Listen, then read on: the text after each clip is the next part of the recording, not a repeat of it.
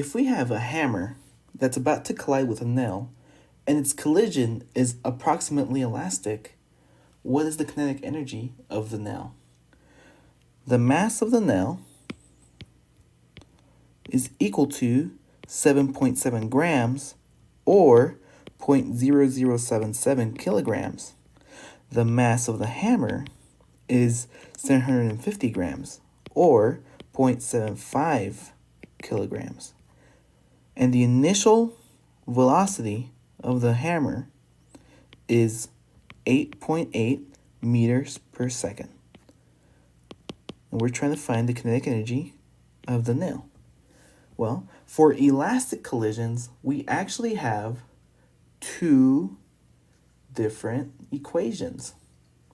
Namely, we have the final velocity